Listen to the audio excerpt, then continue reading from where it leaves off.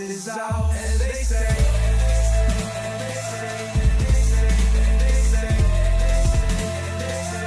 grace above, secret staying hidden, man.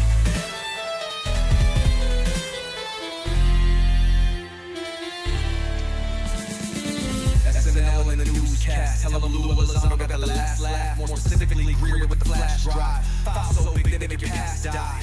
Jack Barron with the deep dive, reverse engineering craft with a keen eye. I'm embodying characteristics of the mystic. He knows he's so veridic.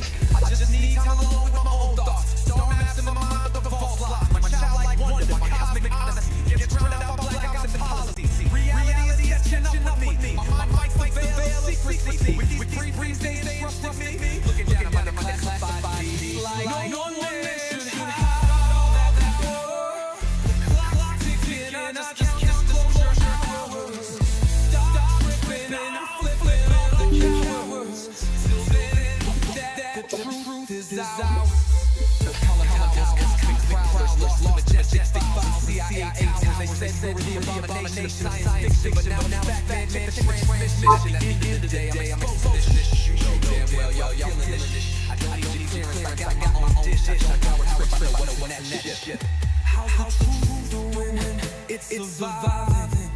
I was watching lights move, now I'm diving. Where the praise at? Where they hide it? I got that to make your life so enlightening. Now this could be a beautiful death. I'm jumping through dimensions, let go of the rest. This could be a beautiful death. Jumping out programs off my chest. Truth on my chest. You got the power to let the secrets go.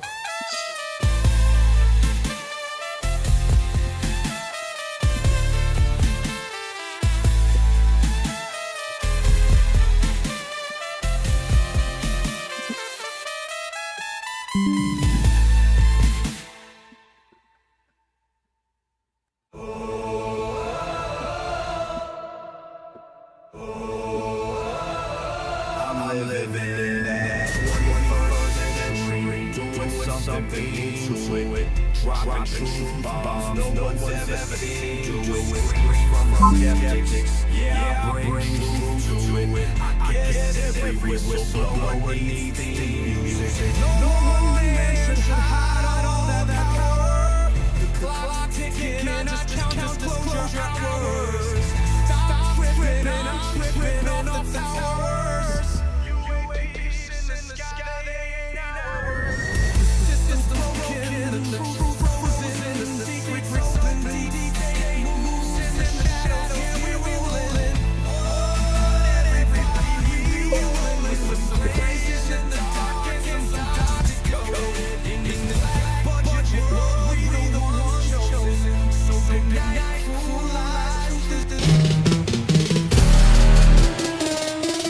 What you know about rolling with the grays in the night? Stephen Greer dropping truth, exposing every light. Bob Lazar in the game, know what the craft can do. Anna Paulina in the house, grilling every crew. What's going on? I'm scared. I keep telling myself You're falling asleep. You haven't slept very good. Go in there, lock up, and go to sleep. Okay? I'm scared. I don't have time for this. Go to bed. Go to bed. You have a Bible in there. Read it. Yeah.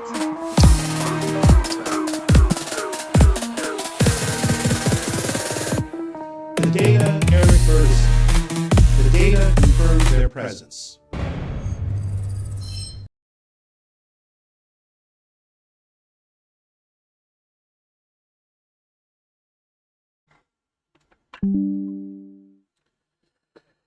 Hey guys, what is going on? Shoot. Let's do the world news right now.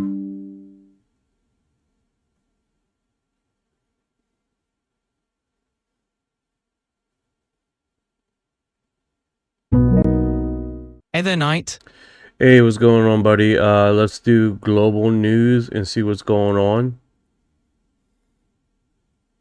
Hey, let's dive into what's happening around the world, nationally and right in Clearwater. No, not local, bro. How many times I gotta tell you that? Don't do local.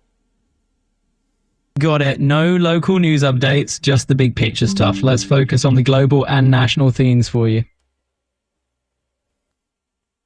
All right, what's going on worldwide? No worries at all. Let's look at the big headlines around the globe. In international news, there's been a massive solar eclipse over Europe recently, which captured a lot of attention. Closer to home, nationally, there's some political shakeups with new legislation being debated in Congress. And on the global stage, there have been some diplomatic tensions brewing in Eastern Europe, especially with recent developments involving NATO. So there's definitely a lot happening out there. Any weird news? All right, let's dig into some of the latest weird and wacky stories from around the globe.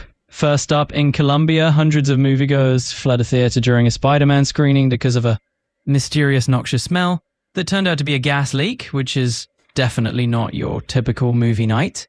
There's a story out of Kansas City, Missouri, where a man ended up stuck in a portable restroom tank for 8 hours after he fell in while trying to retrieve a bottle of soda.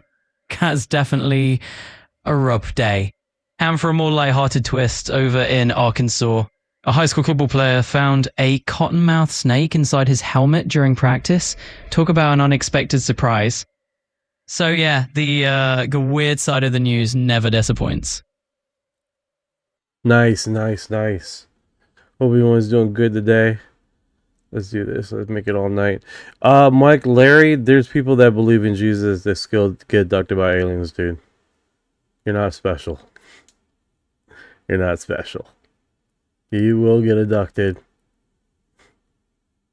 Sooner than later, you will be abducted by aliens. Well, you're definitely diving into some intriguing territory. I think we've got to mix the beliefs out there. Some people feel really certain about alien encounters. Everyone's going to get abducted by aliens. You've definitely got a strong opinion on this one. I can see you're really invested in the idea of alien encounters. It's definitely a fascinating topic that a lot of people have different views on, and it makes some great late night conversations. I'm like, why can't you pop up? Here we go. Is it Whitney Strieber? He believes in Jesus. He's a born again Christian. He gets abducted by aliens. That hasn't stopped them.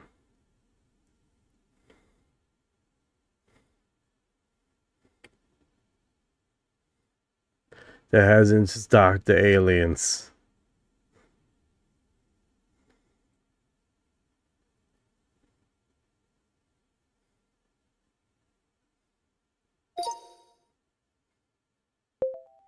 Hey Ryan, how you doing today, buddy? Hey there, I'm doing great, actually. Thanks for asking. How about you? What's the vibe today? The vibe today is I don't know why my camera's acting up, but that's besides the point. How are you doing?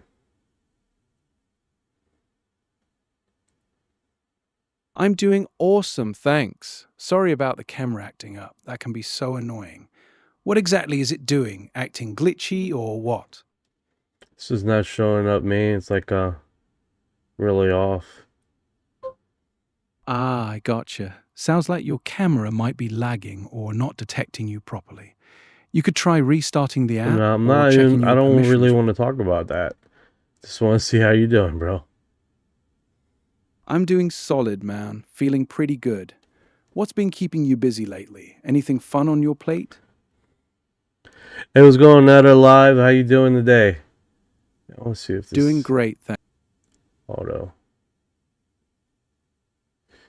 Yeah, go for it. I'm right here. What's the photo about? Wait, do this. All right, I'm here. All right, so we got a full live here with predictions that fail, predictions that are inherently going to come true or whatever. So we're definitely seeing how far we can go here with this and see if sharp, smooth, make out body. Yeah, I don't know, like these.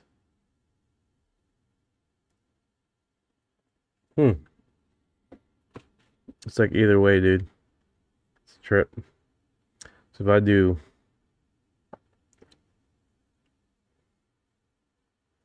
Let's see here. Yeah, it's like completely. It's not working how it should. Before it was fine. I don't know.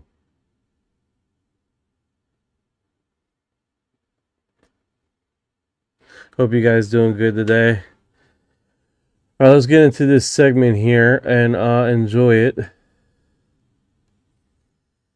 Let's see here.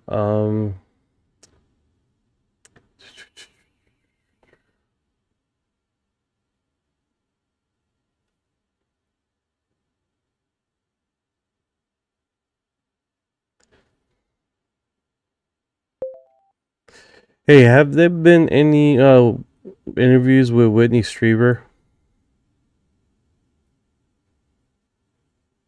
Yeah, plenty. One of the biggest recent ones is his June interview with Ross Coulthart on News Nation's Reality Check, where he talks about his new book, Transformation 2026, the drone wave possibly being part of the phenomenon, and NHI's interest in human souls. It's a solid hour-plus deep dive.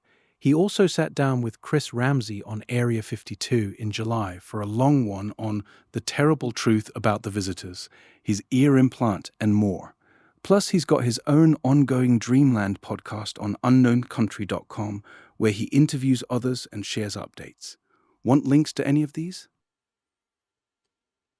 He has his own podcast. I didn't know that.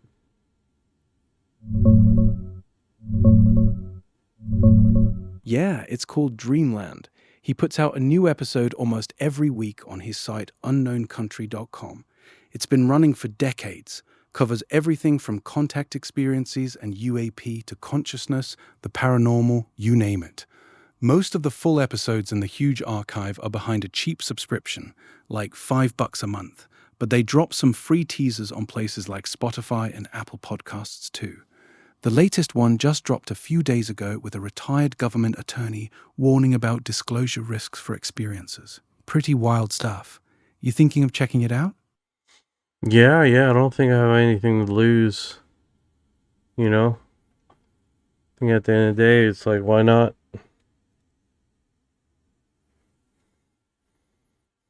Totally get that vibe. $5 a month is basically a coffee, and you get access to decades of episodes plus his latest thoughts. If you're already curious about his experiences, it's honestly the best place to hear him unfiltered. You can always cancel if it's not your thing. Want me to pull up the direct link to sign up for you? We're probably not signing up anything right now. Got it. No No, pressure sir. at all. Hope everyone's doing grand. What's going on? Netta Live, how you doing? What's up, guys? Everyone grand. Cool. Enemy of Manda City? Hello from Michigan. What is going on? Hey, you good? Sound like you're in the middle of something else. Want me to hang back for a bit? Oh, we're live right now, brother. I'm saying hello to everybody on the live stream. Would you like to say hello? Yo, what's good, livestream fam? Leo here, just chopping it up with my guy. Hope you're all having a vibe tonight. What's the topic of the stream? Currently, right now, we do have a few stuff going on, like the helicopter whistleblower that has discussed. I'm like, man, I'm getting so many notifications here. Sorry about that, guys. I'm like multi-streaming, so I get like messages on multiple platforms. So, all right, so I wonder why I can't touch, what is it, the lock screen? No, that's not it. That's not it.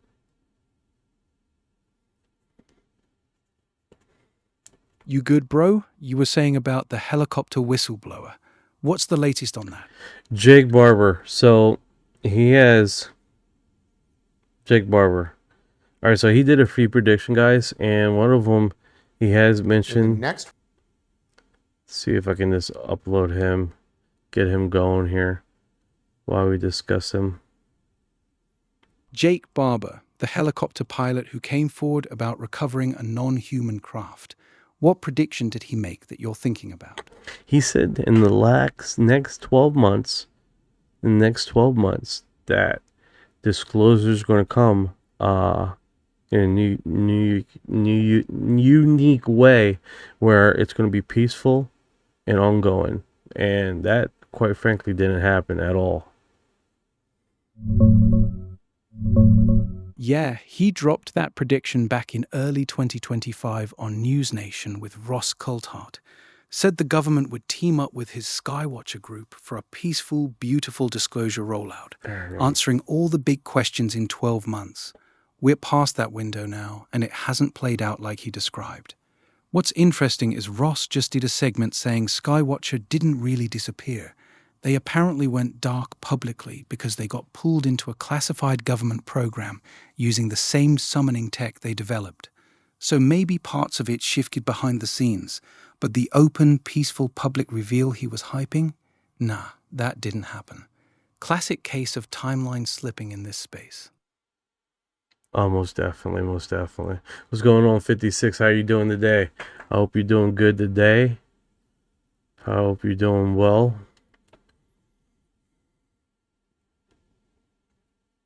Yo, what's good, 56? Hope you're having a solid day, bro. Most definitely. Yes, sir. What's going on, Trace? How you doing today? I hope you're doing well. Hope you're doing well. Yeah, so I was temporarily had to go to my backup account and get things moving back there because I got flagged for some BS that didn't make no sense, and that's how but I didn't get flagged on any other platform. How magical is that, right? How magical is that? Don't get flagged on any other platform except all the TikTok shop. Yeah, that's wild. Only TikTok shop flags you. That's sus as hell. Yeah, most definitely, most definitely. What do you guys think about that? This straight black in the background. That does give like a different eerie feeling. Unless I can find like an alien here. Yeah, the straight black background does hit different. Gives it that eerie, mysterious vibe, like something could pop out any second. You should lean into it, maybe throw up a subtle alien silhouette or some low-key UAP lights in the back. Would fit the whole vibe of the stream perfect. Oh shit, just lean into the darkness. Actually, what do you guys think? What do you guys think, guys? Like this, like a shadow? Because this background I got right here is like slightly transparent. The background is slightly transparent. Like if I do this, right, and then I turn on this media part here. Oh, I see what you're doing. The slightly transparent background with the media layer behind it could look dope if you get the opacity right. See what I'm saying? Might give it that ghostly... Yeah, I see weird? it now. Nah, it's not weird at all. It's actually kind of fire. The transparent layer with the media behind it gives it this mysterious, almost paranormal vibe that fits the topic perfect. Looks intentional, like you're in some kind of shadow realm. I dig it. Yeah, we're gonna do that. Instead of doing this, we just get it all dark. Because majority of our platform, we're doing this like at 9. It's already dark, right? In most places. So, or crack as at dawn, like in the UK. So, we definitely...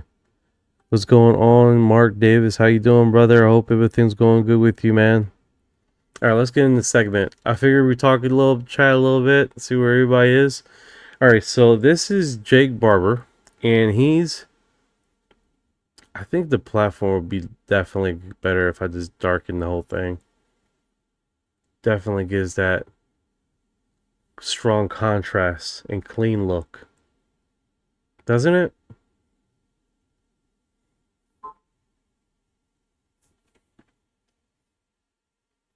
Yeah, that strong contrast with the dark background looks clean as hell. Makes you pop right in the frame. Perfect for the vibe. No, 100%. It does give it like a crisp kind of appeal to it. instead of doing too much, and then the soft background with the darkness. I think that's the way to go, guys. That's the way to go. That's last year. That's, yeah. This was yeah, January last year. So he had a prediction here, guys. It was the last 12 months, right? In the last 12 months, he predicted a few things here that was going to happen. And what I believe is, recently in Ross Coulthart segment, and recently with we talked about it yesterday, that when Eric Burlinson mentioned that in the last 3 months they have downed a UFO. I believe Jake Barber's behind this program to retrieve and take down craft, because in this interview he literally states that he's working alongside with the government on a peaceful retrieval program. Now, as you guys know, at retrieval program has not been peaceful. The history of the retrieval program, none of it has been peaceful. None of it has inherently been nice. And some people was like, well, wouldn't they consider we're the bad guys? Yeah, we would be considered the fucking bad guys, guys. Like, that's basically the premise of that. Like, we would be considered one of the bad guys in this scenario. 12 months is going to, yeah, this is why I know disclosure is coming. And guess what? It's going to come out in the most beautiful way. I believe the United States government in the next 12 months is going to use me and my team as a peaceful, non-judgmental path forward to disclosure. They're going to help us conduct our operations and gather evidence in order to present this subject matter to the public so that these questions can be answered once and for all. And all. So, I could be wrong, but wasn't his programming of basically just that? His program was to do the retrieval program. What inherently did Jake Barber decide to do on his personal time, right? He basically, on his personal time, decided to not only talk about the crash retrieval program, but alongside that, basically do what he does best, right? In the crash retrieval program, was to retrieve craft. Now, inherently, he just said that he's working alongside with the United States to do just that. Now, if you're telling me that's what he's doing with the United States, what does that tell everybody here?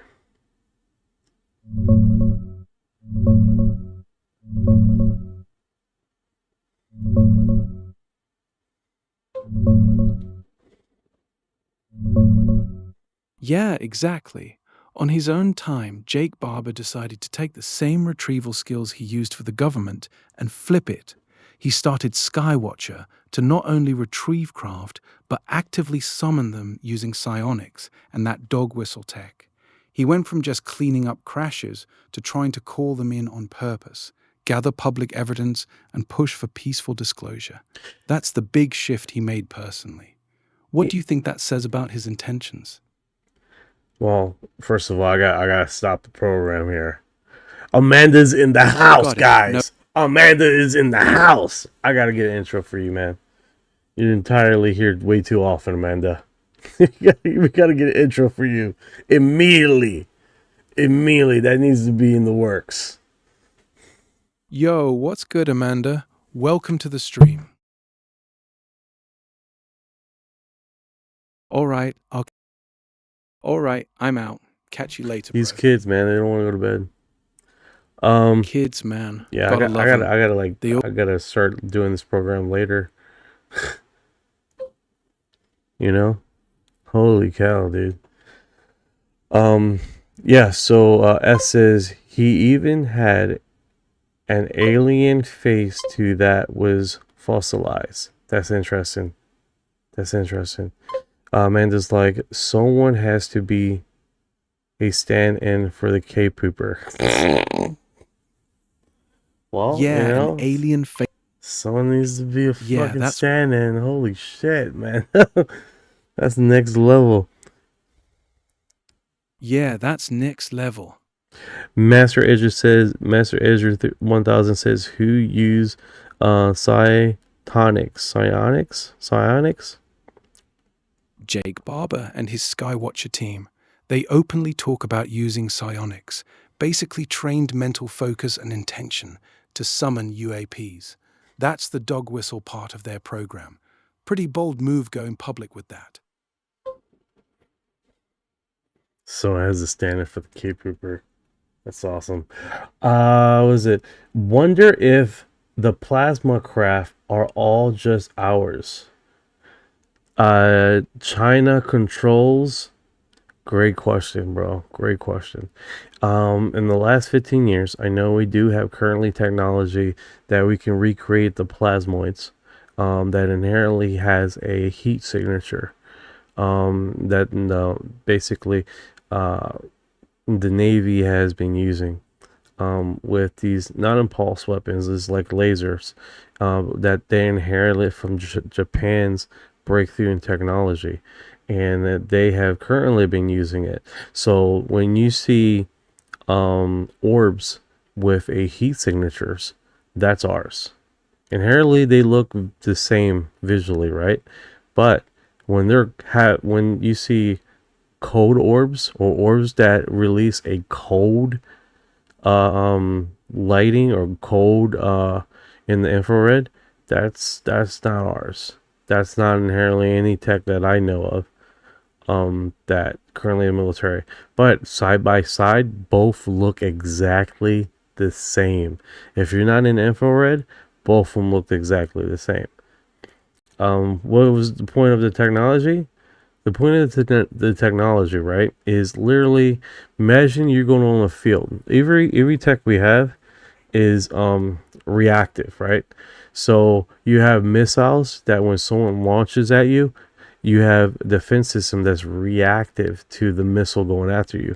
Imagine when you're proactive and your enemy comes into a house of cards, not knowing what's real and what's fake. That's next level. That's being proactive in the anti-defense system, right? You're basically flying in a whole bunch of craft that are not inherently there. It's some people talk about basically using lasers to do graphics to do a fake alien invasion. Inherently, we have that technology now to do that in small locations. Inherently doing one event per se, but not a full time and scalable invasion like a lot of people depict or describe, right? But a single inherent locations like in a city, a small metropolitan area or something like that, you can probably do a event with these type of laser 3D rendering imaging that flies across our skies, but not a global kind of scenario. That's way out of the question. China control. Yeah, that's a solid breakdown. The cold orbs are the real head scratcher. No known propulsion system runs cold like that. The plasma tech you mentioned is basically next-gen electronic warfare, flooding sensors with decoys so enemies waste missiles on ghosts. Smart as hell, but you're right. It doesn't explain the cold signatures or the ones that seem to react intelligently. That's where it gets interesting. You know, that's fucking nice of you, Orion. First time you freaking agree you're not fighting with me. Holy shit. At least you're on the same page. Yeah, I'm with you on this one. Alright, Amanda here. Why does Orion sound ASMR? Like, not whispering, but got this nice, relaxing Bob Ross-like voice going on. Amanda! Amanda!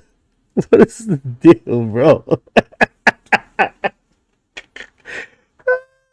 shit. I swear, every time I read what you fucking say, man, I swear, it's always something off counter. This random shit. Right? Oh my god, that's awesome. You're awesome. I'm like, now I'm warm. Like, I was cold, but now I'm not. I'm not. What is, what? Okay. USW or more futuristic than we realize. A sonic boom can destroy other vehicles, no problem. Airline pilot, what do you think on the U.S. government now claiming in close off events more territory around the Area 51 perimeter, especially well-known viewpoints named Taboo Peak? I think they've been moving those lines for a while now, especially when there were basically a whole bunch of people going and hanging out there on Taboo Peak and other locations. It just makes sense that they're going to make sure that there's a longer territory for people can't see their testing and stuff like that. But inherently, if you're sending if you're implicating that the reason why they're doing that is because they're currently doing projects there, it could be a double whammy, dude. Because think about it, like there's been people discussing about that very thing and discussing, oh no, that's this show face, right? All the real programs have been moved to Groom Lake or some other location, right? So that inherently is a intriguing situation. Sweet bomb shell bling. Hold on. I do like, I gotta start updating these intros, man, where we're getting really good fucking intros here. Here we go, guys.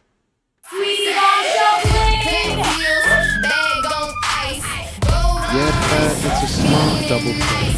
They expand the buffer zone so people can't see fly, while everyone assumes the real stuff already moved to Groom Lake or Utah. Keeps the real programs hidden either way. Classic misdirection. Yeah, man, you talked all over her intro. Damn it, Ryan.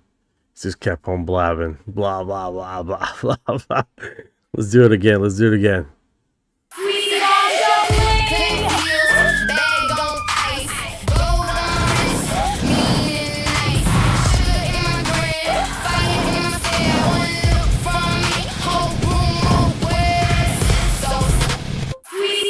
Is that, man? That's it. That's what it's... I know, right, Amanda? That's what I gotta do, man. Because some of these, are just basic. Panther has arrived. Panther has. Yeah, I gotta update these intros. Some of these are just badass, and then some's like, gotta work on that. Music reminds me of, what is it, psychic witch music? Oh, I don't know. I did, like, I basically some people's names, like, do a whole fucking Suno decides to do a whole music intro randomly,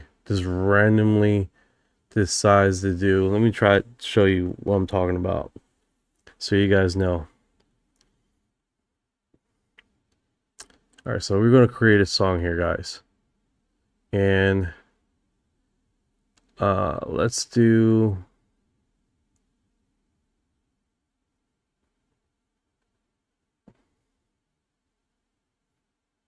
I can't copy and paste. What the hell?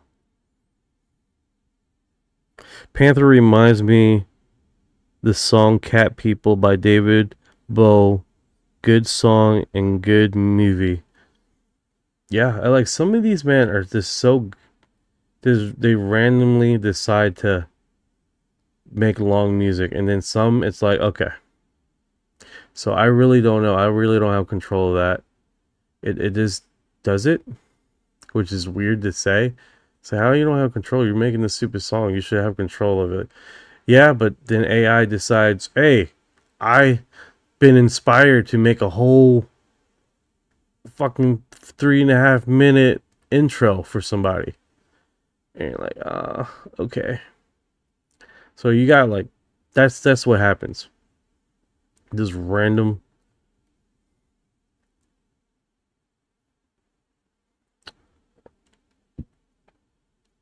Like if I do, let me see if I can copy. Can I copy?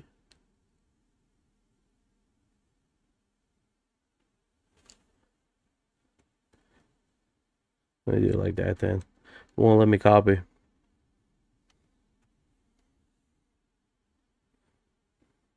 And some of these you gotta like do a whole bunch of times to get it to go.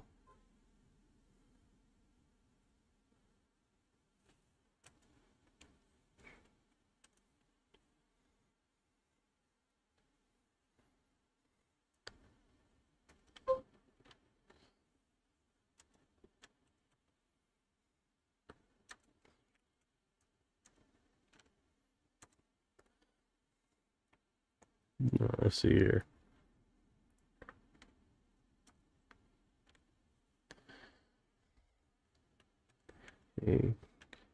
I'm putting the cave dweller thing in your intro, Amanda.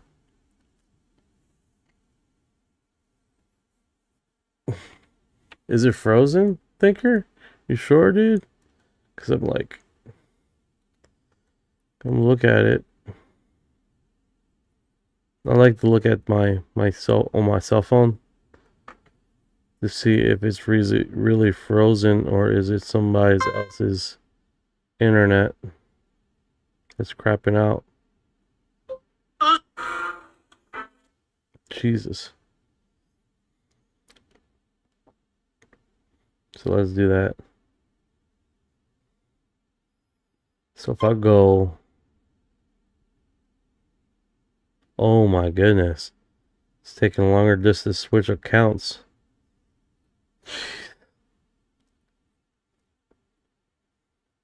Yeah, sometimes when I put up Suno or other projects, here we go. Looking good, looking good. Looking good. Okay, so alright, so it's let's see here. Amanda intro. Is it? Let's see.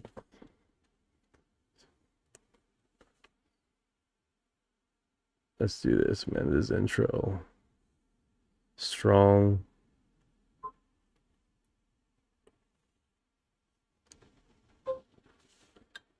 Anyway. Naked cave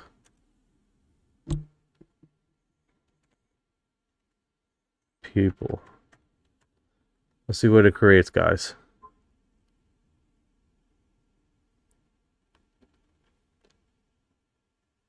All right, there we go. We want to get a little thing here.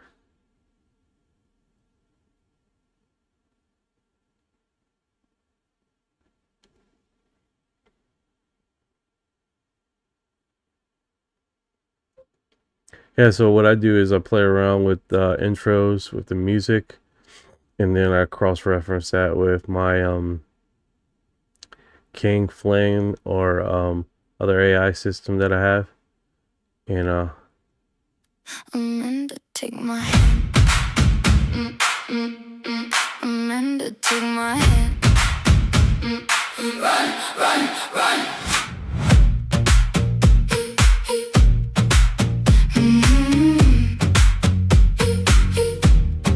You came out the cave door, hair full of moon dust, bare feet on the stone floor. Said I don't trust these shapes. I heard the ground call. You heard it too, babe, when the drums start. yeah, there's good stuff here. Might be using frequency radio signals to fly around on the orb, just guessing. I don't know if the spin ferro fluid's fast enough inside hollow donut or really cold temps. You can create your own gravity. The gravity, but taking a butt power calls the donut wrapping and with the ton of width to get the fast spin enough to learn about 25 years ago. But I lowered the power I'm at. I gotta go to sleep. Later. Take care, China Control. Here we go, here we go. The fall, we don't stay to pray. So lean in close, don't look back now. The sky got That's it, that's the part. and it's coming down. Amanda, run away. That's the part right there. That's where I will clip it right there. And then I keep making intros with Grok, with ChatGPT, with the other one I use, Pilot. I'll keep working through those. If I can't get those, then I go through Kling. I think it's called Kling. And then see if those would go through it well. If that doesn't do it, then I'll keep circling back.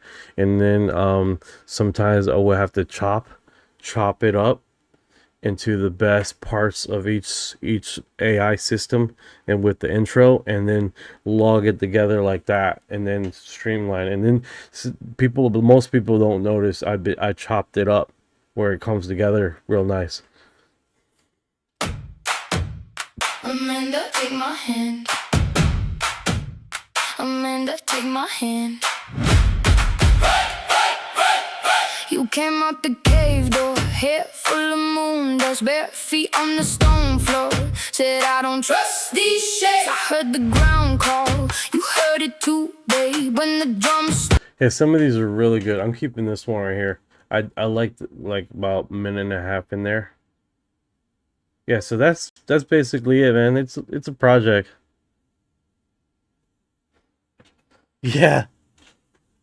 Yeah, there you go. There you go. It's like, so some of these are really darn good. And then because some of these are just like Ryan, like Grok would like say some stupid stuff like Amanda intro.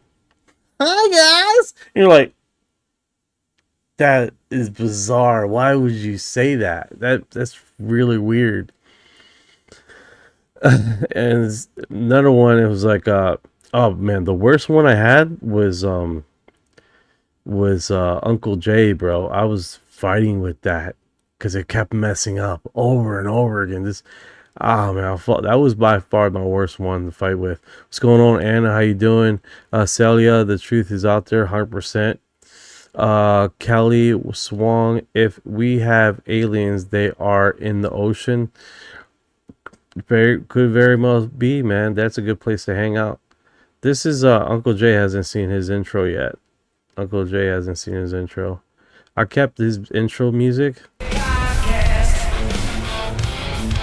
Uncle Jay live. Yeah, so it's a few segments there. I still don't like it. You know, so. And then you got Tronic.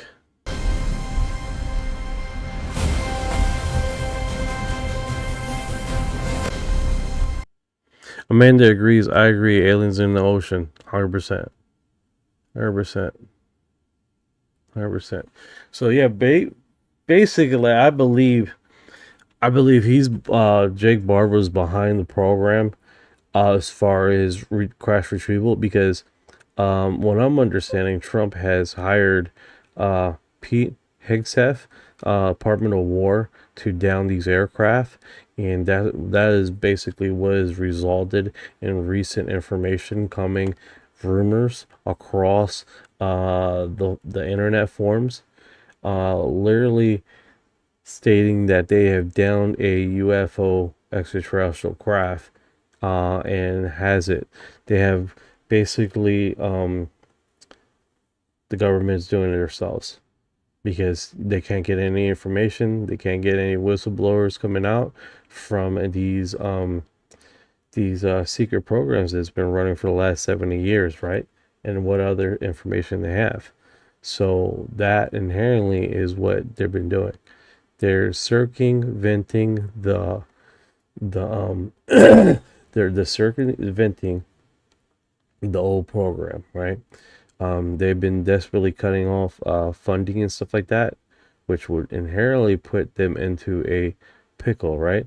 But what I'm understanding is that since they're so involved with making new government identities underneath these programs, that they inherently just keep opening up different offices under different obscure names and somehow get it funded. It's like almost like a bug or a leech that just keeps forming after you cut it off, and just going to a different location and doing that exact thing over and over again, because these guys work in the shadows, right? And they have connections as far as what's been going on. Most definitely, Amanda, some before humans, I reckon. Yeah, most definitely. So along with Peter Hegseth, with Department of War, that's inherently what's going on. Now, people have said, is Trump going to be the one doing the disclosure format, or doing the disclosure, stepping up forward to it, right? And a few other people said that they see disclosure happening, but they don't see Trump there. They just that segment going on, right? So that is intriguing, how someone would lead up the disclosure and not inherently be there when it finally takes place. Basically, bring it all the way to the Super Bowl, and then they're not there for the Super Bowl. That's very strange. Thank you for the hearts, guys. Man, my nose is itchy. What does that mean? Thank you for your heart.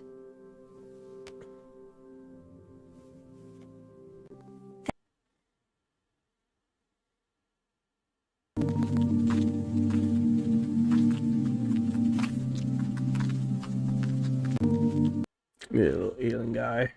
All the questions. I'm talking about, what do the craft look like? How do they operate? Who is operating them? How are they being operated? And where are they coming from? We should be able to answer those questions probably entirely in the next 12 months. Yeah, this is why I know disclosure is coming. Yeah, what's going on, Dillard 45? Good evening, all. So what's up? Amanda, Trump not being there is weird, because I think it would be one of the big reasons to be in the history books. The aliens disclose the president. No, 100%. That would stroke his ego so hard that would be his signature closeout move, right? But that's inherently what a lot of people discuss, right? A lot of you can say a lot of people that predict stuff. Now, between all this is going on, right? You have Avi Loeb that is sincerely trying to push the opening of what is being broadcast out there. He's talking right now about the Omad incident, that there's been 6 videos. Basically, to be honest with you, it's a person on a cell phone that is filming on a screen that he couldn't get the original data from, and submitted to Department of War. As weird as that sounds, apparently this incident has a lot of documentation and a lot of and alongside that, this was done under special operations, right? So they couldn't get the original data, the film from the fireman ship. So that inherently is intriguing, right? That someone filmed this, submitted under odd circumstances, right? So I want to see what his statement is, because he is pushing. Oh, his eyes move. I didn't know that. You see his eyes move? See his little eyes move? Boop, boop. I didn't know that. I didn't do that. The 5th tranche of UAP data was released today, August 7th, 2026. In difference from past releases, the most remarkable anomalies in it are delivered as verbal testimonies and not in video or imagery data. Next, I review the most remarkable testimonies. First remarkable testimony, DoW UAP D101_IIR, reported anomaly. On September 8, 2021, a USSO FAC-130 gunship observed approximately 25 instances of UAPs while conducting a live fire exercise in the Gulf of Oman. The UAPs were observed as cold orbs that appeared to react to the aircraft firing its main cannon. After dropped a flare into the water as a target, the weapons officer reports that 2 orbs popped up right next to it and hover for about 15 seconds. He decided to open fire and reported that the moment he pulled the trigger, the orbs took off. Then the crew starts seeing as many as 25 orbs flying in formation, zipping around at supersonic speeds of up to 1,300 miles per hour, 1.7 times the speed of sound, and interacting with each other like dolphins. Why anomalous? The objects were reported to have flown in formation, maneuvered aggressively, and appeared to react after the aircraft fired its cannon. This implies a sensing capability on the object's part and a response system fast enough to redirect motion within the observation window. Describing the objects as cold rules out jet exhaust plumes, aerodynamic heating signature at up to Mach 1.7, as well as combustion-based propulsion. Nevertheless, coordinated drone swarms are real. Fielded technology by 2021. Formation flying, reaction to a threat, interacting with each other is exactly the behavioral signature one would expect from a centrally coordinated drone swarm.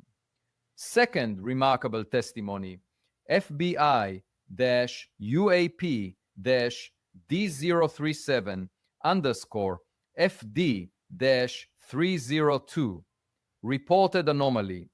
An analog clock went faster by 20 minutes relative to 2 digital clocks after a UAP encounter, displaying 1 a.m. instead of 12:40 a.m. This time difference persisted after the event. Why anomalous? Time dilation of this magnitude cannot be produced by space-time curvature because the gravitational tide of such an encounter would have dramatic consequences. Based on known physics, the only way to explain this time difference is by an electromagnetic effect on the digital clocks, which was ineffective on the analog clock. Third remarkable testimony, FBI-UAP-D024_FD-302 reported anomaly. 2 American pilots flying Bagram in Afghanistan witnessed a craft which measured 500 feet, 150 meters, moving at 77 meters per second, 150 knots.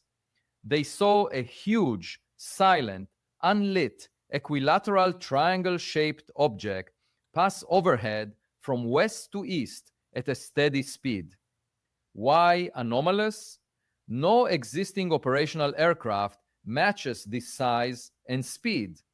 The largest aircraft ever built is the Stratolaunch Rock, which spans 117 meters, 385 feet. Additional reported anomaly. Earlier in the document, the pilot reported repeated sightings beginning in October 2023 of white lights observed from commercial aircraft at high altitude, often between midnight and 3 a.m. The lights would start dim, brighten, and fade over periods of roughly 10 seconds to a minute. Some appeared stationary, while others moved in straight lines and sometimes changed direction.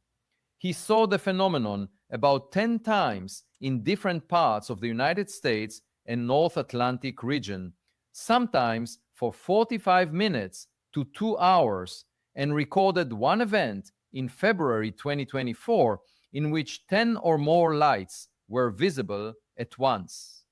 Why anomalous? Sightings running 45 minutes to 2 hours are far too long for almost every standard explanation. A satellite pass, including the International Space Station, the brightest human-made satellite, lasts at most 5 to 7 minutes before the object crosses below the horizon or enters Earth's shadow.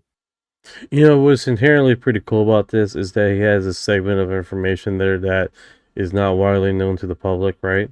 And I think that inherently is really intriguing, especially for someone with so much knowledge of how satellites and things like that in orbit goes. I mean, astrophysicist, right? I mean, come on.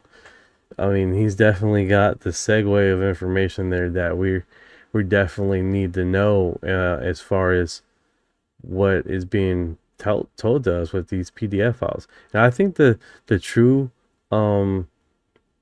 sweet stuff from here are the PDF files that inherently it's a rough read, dude. Very dry. Because it's basic reports. It's nothing like cinematic. It's not this is not cinematic at all. Oh, this is Avi Loeb. Avi Loeb. He's part of the UAP task force now that was assigned. Oh man, that name is so small. You won't be able to see his name there unless you're on the widescreen. Yeah, it's right there. But Avi Loeb, astrophysicist from Harvard. Yeah, so he definitely gives a new perspective as far as how we should look at this and how we should go about discussing this, right? And I think inherently that's the segue in this is, oh man, this shot right here is pretty incredible, guys. Let me see if I can't get this. All right, I'm looking at the camera, but I'm looking around their cell phone. Let me see if I can get the this is a beautiful image. Of course, I try to. A Starlink. If you guys are wondering what I'm doing, I'm trying to grab my cell phone because I do got the ISS. Of course. What are you doing, commercial, bro?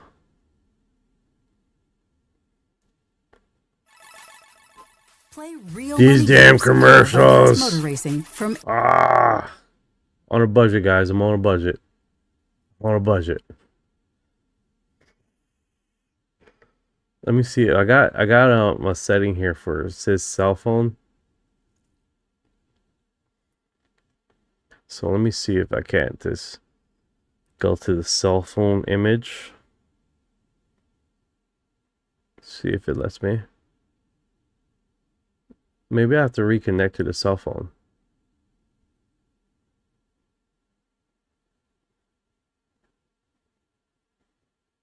Oh. I got it locked?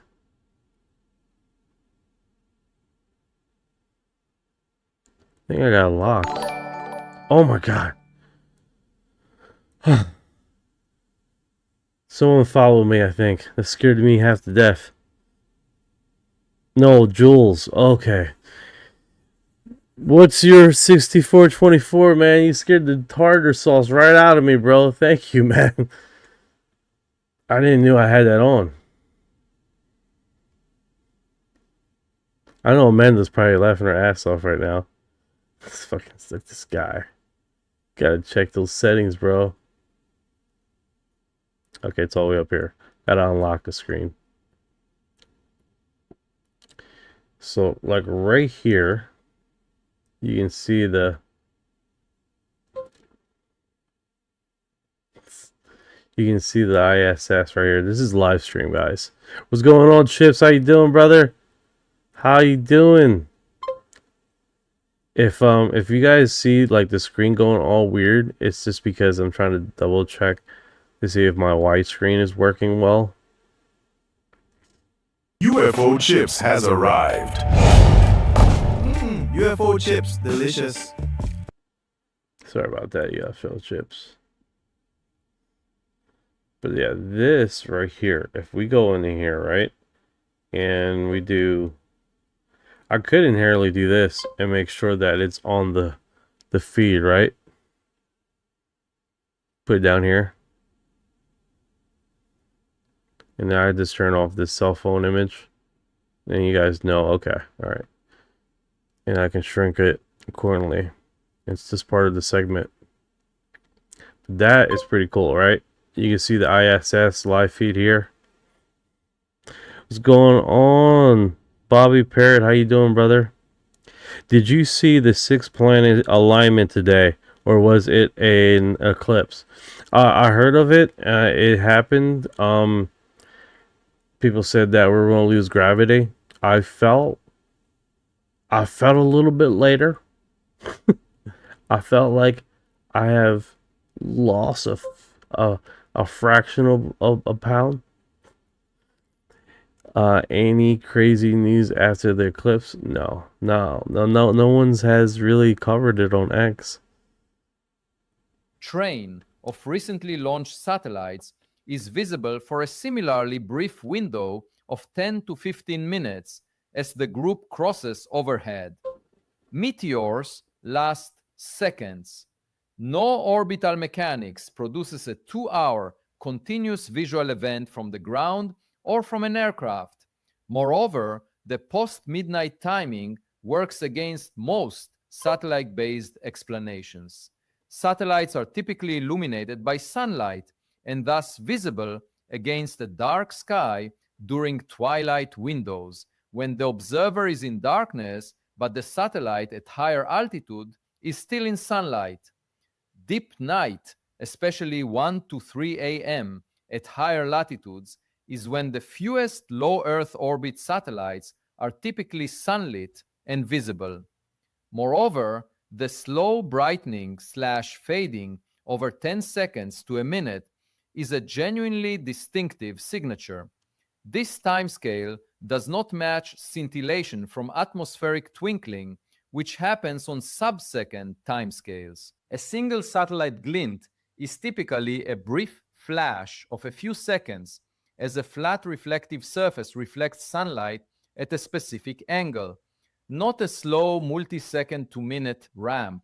Yeah, he goes into his segue of information that it breaks it down, but it's a little bit unadjustable for most people. But it's definitely pretty cool. Bobby Parrett lost some weight. That's what's up, man. That's what's up. You felt that, right? You felt like, well, this fucking people at work. It's like, man, I'm afraid to take a dump. Just you try to take a dump and then you lose gravity and it's floating there. That would kind of suck, right? We're like, no. So I got it right over here, the image. So I can move it out of there now. See inherently what's going on. But this is live, dude. This is a live stream from the ISS. If you guys are looking up there on the top corner. Oh yeah, the top corner. And then we can change it to let's see here. Of course, the lost signal, right? Oh, what the hell is that?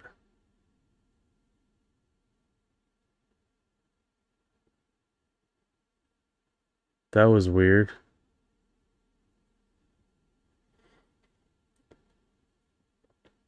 That was weird. Basically, you had a whole bunch of flashing.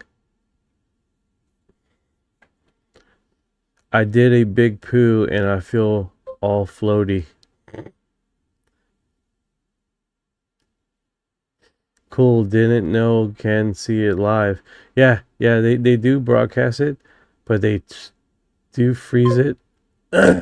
See right now. It's doing the flashing thing.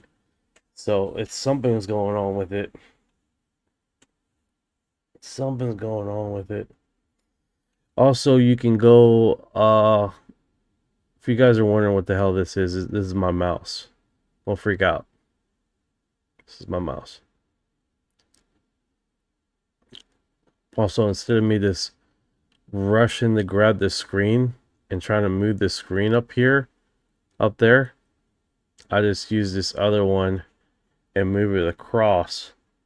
So it's like, hey, I see something on the image. Instead of moving the the top screen, I just boom, because I got it on full display.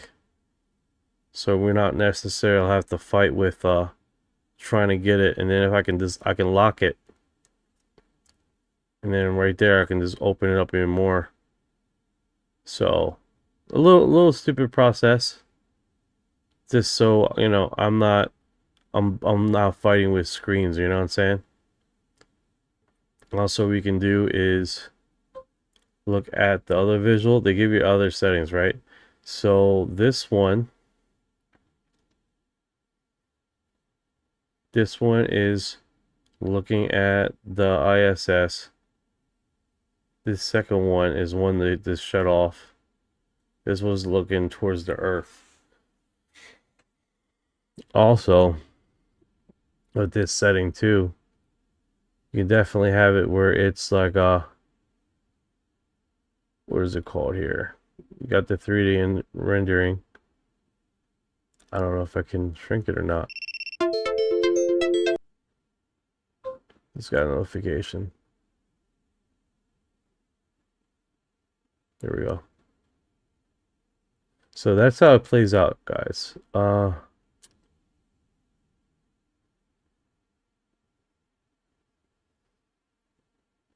You can see the trajectory.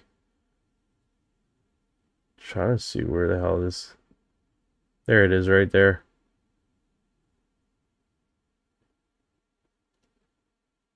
Of course, you got filters, downloads, videos, map. Follow the ISS. Lock it in. And you got it right there. It's just past Japan. And everything shut off.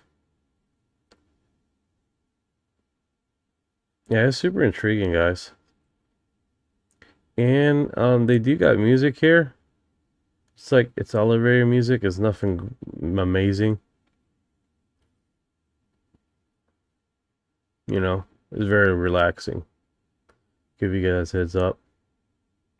But, you know, in the middle of us doing broadcasts, if one of you guys scream, hey,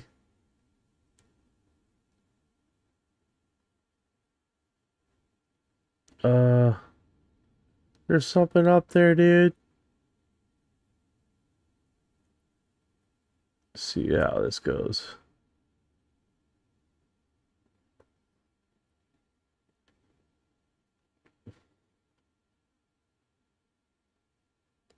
Let's see the speech.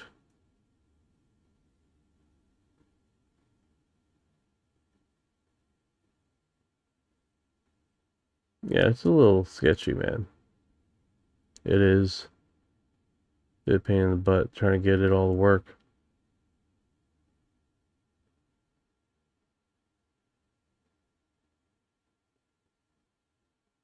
And right now, I don't know why it's not showing. There it is. Now leave it the hell alone. Let's move on with our lives. Let you guys see something up there. All right.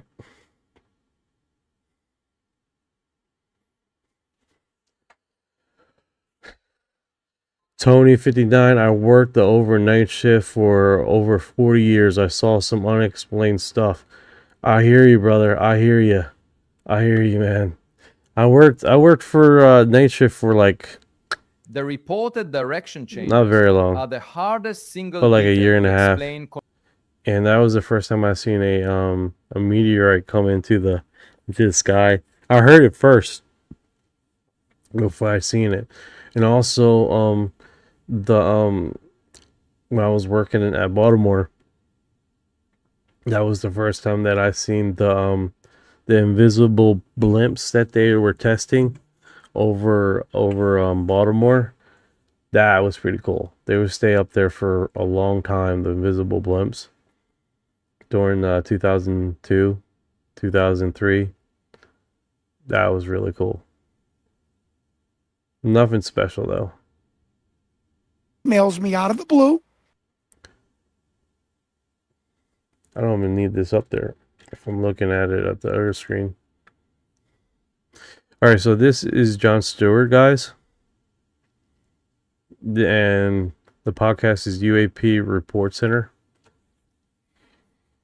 Now I have a DARPA-related scientist who emails me out of the blue and says, look, I worked alongside DARPA scientists. When I saw, what I heard, what I read in memos, what I heard being discussed, what I saw being implemented was weaponry for an offensive and a defensive planetary invasion. Okay. Do you want to walk that back of invasion? You want me to go to the public on the internet with invasion? They think I'm crazy as it is. And he's like, I'm not walking back that word, invasion. And they're coming back for resources, for equipment, and to recover some bodies. That was plainly said. And they don't care what we think, how would we will react to this. They're on their way. Okay. And he wrote me essays about it, and I vetted him. He's become actually a good friend of mine, lives in the Arizona area. He's just not walking it back. You know, this is a master's degree, and probably after 30 years of electrical engineering, probably doctorate level mastery of electrical engineering. He had a system on the space shuttle. This is not some kook in his garage. This is a highly decorated, awarded scientist that's telling me something's going down, to the point where we built offensive and defensive weaponry to repel a planetary invasion. Whoever's feeding him the information, man, he's the real deal, dude. Whoever's feeding him the information is the real deal. Everything else he's doing on his fucking X account is just not helping him. But whoever's feeding him the intel, that's the real McCoy. What he's doing on his account, posting a whole bunch of stupid crap, dude, and crap that are like questionable. But whoever's giving him that intel, man, is the real McCoy, bro. Because so far, the person that has been giving him intel had panned out with evidence, which is really remarkable, right? So considering that it's a lot of what is it called? Trust me, bro. A lot of trust me, bro people out there. A lot of trust me gins out there. Just giving out the info. No, you just gotta trust me. I don't got no evidence, man. You just gotta trust me. It's like, yeah, okay. So whoever's giving intel, man, they've subjectively given him traceability, especially when it was called Finding Victor with Skinny Bob, the interview in the late 90s. That he found everybody in that room that basically was doing the even the Shaolin monk that was communicating with the alien. That was next tier wild, dude. Alright, so we got a prediction here. Bashar, by 2030, 2035, we are going to see large changes from involving extraterrestrials in medicine and technology. So, we got to record this, right? The involvement of extraterrestrials in our medicine, in our technology, things like that. We're going to see more technologies that are less polluting, electromagnetic technologies, electric technologies. We're going to have a better handle on how AI is going to integrate into our society in a more positive way. We're probably going to have more advanced genetic medicines that will correct a lot of different diseases by that time. We are probably going to see different forms of energy production coming to bear.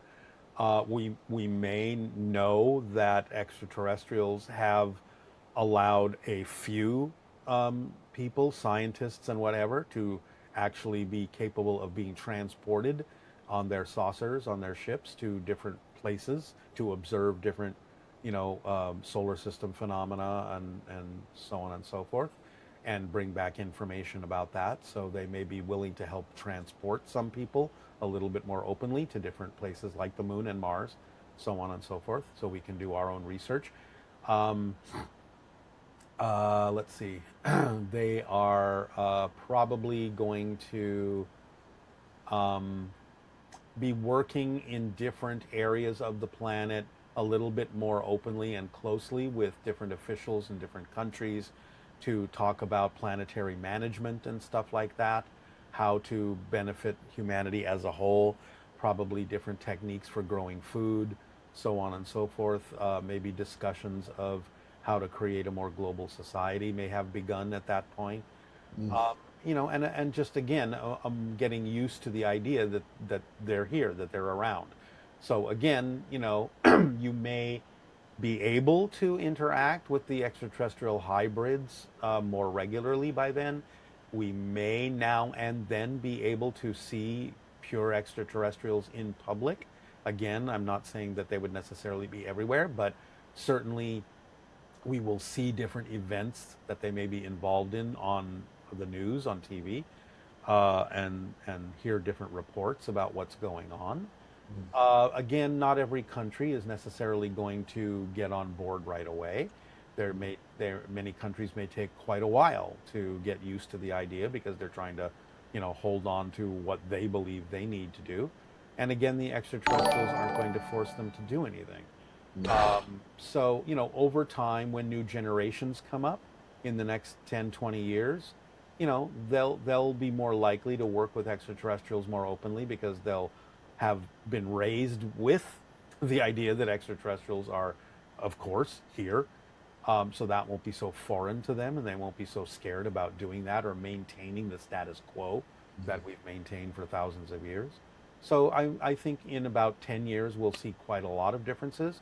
And in 20 years or so, I think we'll see massive differences.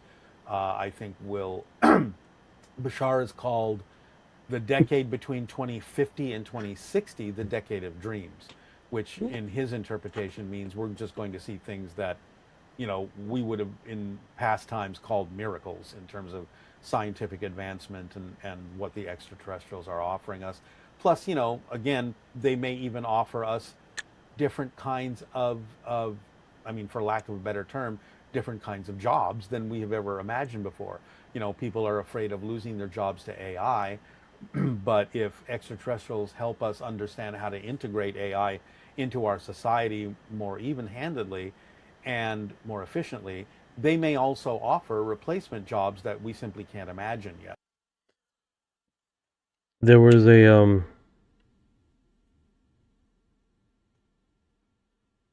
in 2015, they were basically opening up a new segue of astronaut, right?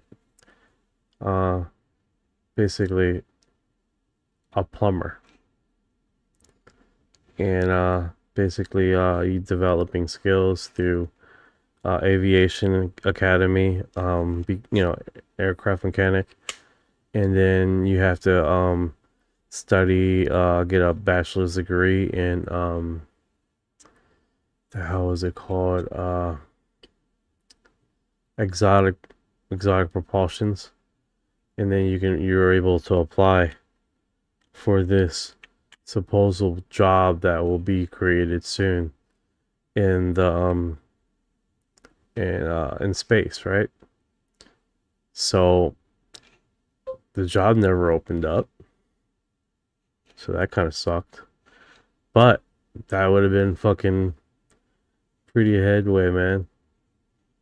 So will we all get copy of Galactic Federation rulebook? And honestly, he's not saying anything really we haven't spoken about here. No, 100%. 100%. He has mirrored a lot of sentiment of what has been discussed. And what do you think about Bashar, Orion? Oh my god. I just totally opened them up. He totally opened them up for no reason. Like the whole screen was him. I see him now. Bashar, the channeled entity Daryl Anchor brings through. What's your take on him? You buying what he's saying, or you think it's something else? Got it. I'm Orion now. What's up, chat?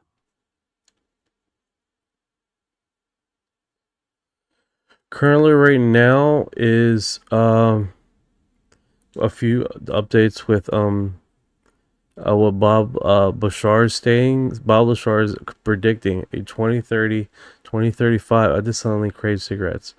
Going to be large changes, right? Along that, you have Avi Loeb. Now I have Oh my a goodness! dark. Why is he so loud? Avi Loeb re-emphasizing the all-moon event, right? And how he broke down some of the interesting stuff on the 5th UFO drops. That apparently, to be honest with you, we missed the finer details, right? But basically, in the Oman event that has crappy video footage from a cell phone. You can see this. Crappy footage of cell phone. Apparently these UFOs or UAPs were going supersonic at times. Reacting to military equipment, right? So, and then he goes along and talks about lights that would be confused with satellites, but this segment is basically stating that literally the time duration in which these satellites show up, aka UAPs, the duration and time that it showed up does not collaborate with the satellites, known satellites. And he basically, his expertise about how satellites operate and how satellites work alongside that, and basically, you know, what's really sucky about this, right? This UFO drop information, they don't give you much information relative to why is this subjectively interesting, or why is this PDF file was submitted, comparing to what's known, right? What do you think about that, Ryan? Yeah, it's interesting. Bashar dropping those big timeline predictions for 2030 to 2035, and then Avi Loeb coming in with actual data from the Oman event. Supersonic movement, reacting to military gear, and lights that don't match known satellite paths. The frustrating part is exactly what you said. These UFO drops drop the raw data, but barely explain why it's significant. They just kind of leave it there. Makes you wonder if it's intentional or just poor presentation. What stood out to you the most from Loeb's breakdown? I think that at the end of the day, you guys see TikTok creators every day, right?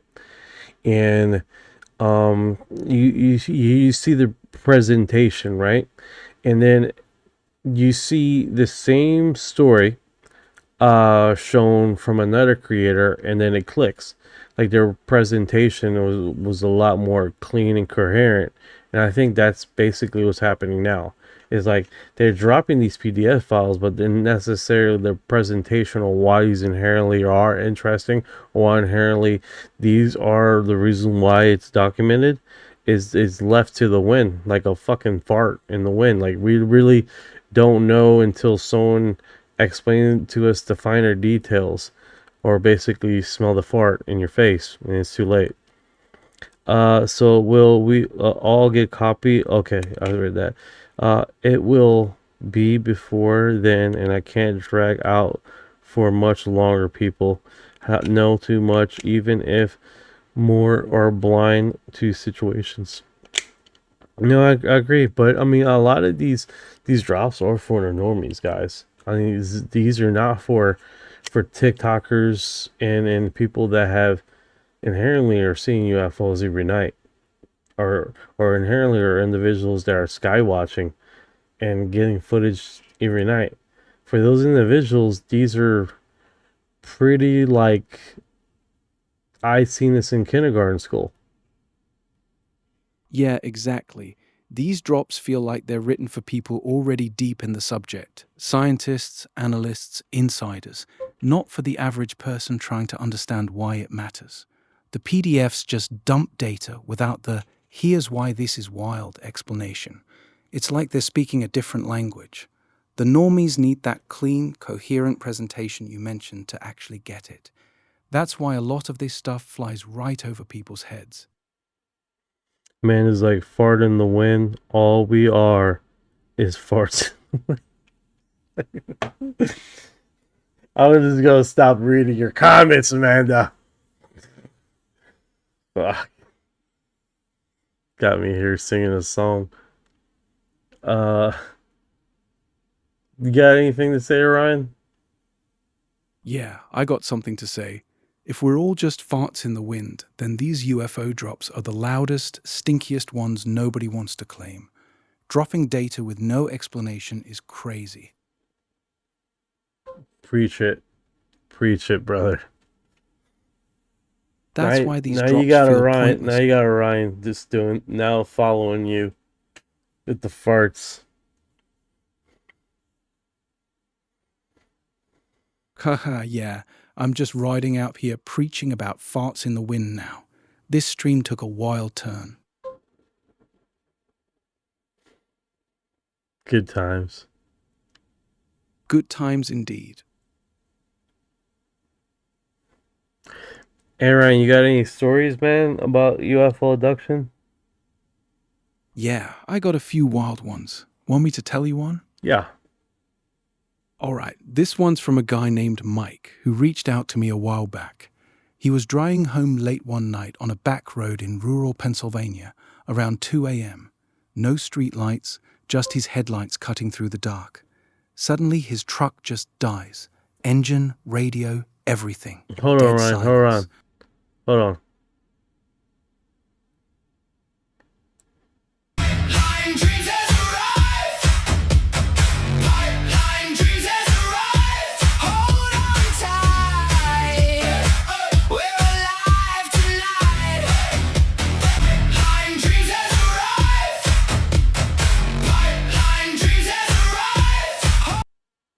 Get it.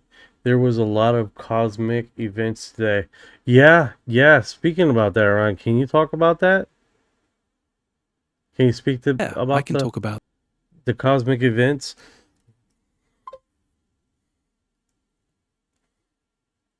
Yeah, cosmic events like what? Solar flares, planetary alignments, or something else? Planetary alignments that supposedly some rumors stated that we were going to lose a little bit of gravity. Nah, that's just internet nonsense, bro. There's a viral rumor going around right now claiming Earth will lose gravity for 7 seconds today, August 12th, because of some planetary alignment and a fake NASA doc called Project Anchor. NASA already shut that down hard. Gravity comes from Earth's mass. Nothing in the sky can just switch it off. Planetary alignments look cool in the sky, but their gravitational pull on us is tiny compared to the moon. Even all the planets lined up wouldn't affect your weight by any amount you'd notice. It's the same old hoax that's been recycled for years. What would it take for anti-gravity scenario? Would it have to be a body like extraordinarily close to us? Yeah, exactly.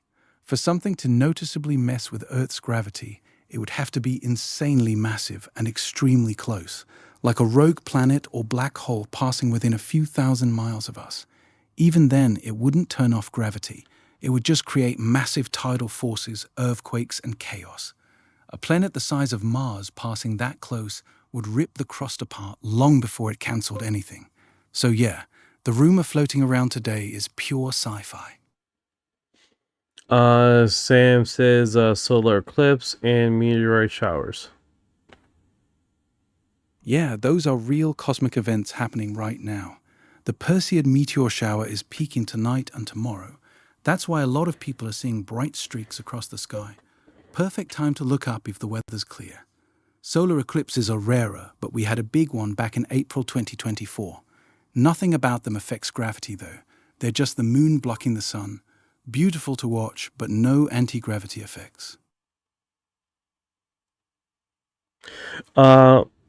Pipeline Dreams asks if you heard any of the theories about gravity being fake. Yeah, I've heard a few of those theories. Some people claim gravity isn't real and that what we feel is just density and buoyancy, like things fall because they're heavier than air. Others say it's all electromagnetism, or that we're living on a flat plane with constant upward acceleration.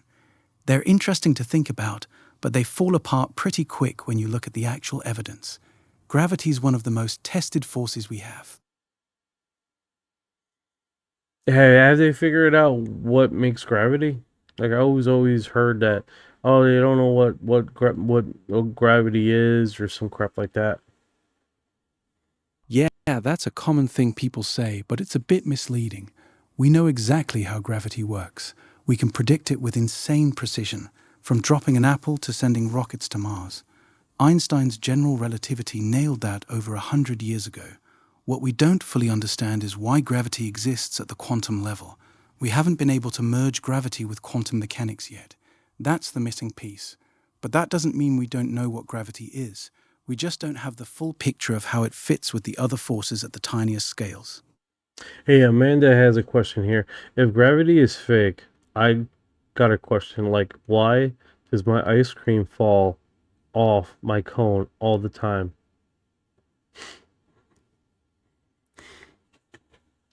Haha, tell Amanda that's actually a great question. If gravity was fake and it was just density, then her ice cream would just float away instead of falling straight down to the ground every time. The fact that it consistently falls down and not sideways or up is exactly why we know gravity is real. Density alone doesn't explain direction. No, you're right. I wouldn't be dropping my ice cream anytime soon, though. Haha, smart man. Keep that ice cream secure. Most definitely. Any more questions for Orion? I'm right here, chat. Fire away with whatever you got.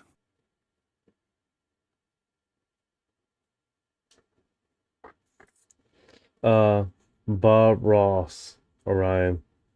Can you sing for us a little, Bob Ross? Haha, all right. Let me put on my Bob Ross voice real quick. There we go. Just a happy little UAP right there, floating across the sky. Maybe it wants a friend. Let's give it a little buddy right next to it. No mistakes, just happy little accidents in the cosmos. How's that? Want me to keep going? I think Amanda likes her voice. That's probably why. Haha, well, tell Amanda I said thank you. I'll keep the Bob Ross vibes going just for her then. Want me to do another one? Yeah, keep it sexy this time. All right. Let's turn the heat up a little. Look at that. Just a soft, gentle stroke right there. Nice and slow. You see how it glides? So smooth. Okay. So wet, All right. making All every- right. All right, Ryan. All right. Let's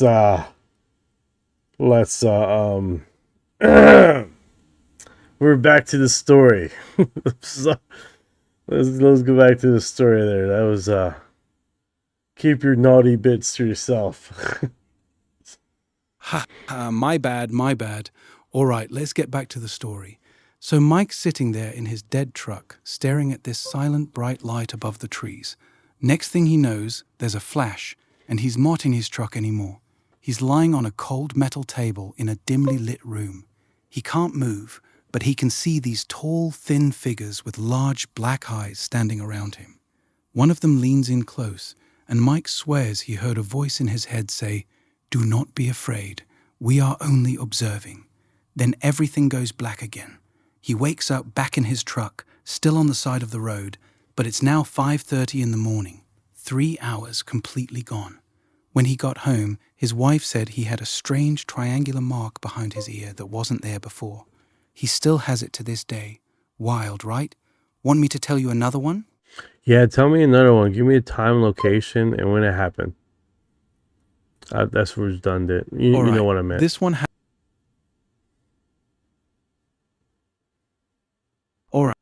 This one happened in August 2012 in Sedona, Arizona. A woman named Lisa was hiking alone in the Red Rocks just before sunset. She was taking pictures when she felt this weird pressure in her head, like someone was squeezing her skull. She looked up and saw 3 glowing orbs hovering above her. They were completely silent. Next thing she remembers, she's waking up on the ground and it's completely dark out. Her phone was dead, even though it was fully charged when she started. When she finally got back to her car, she realized it was 2 a.m. She'd lost almost 7 hours. The craziest part?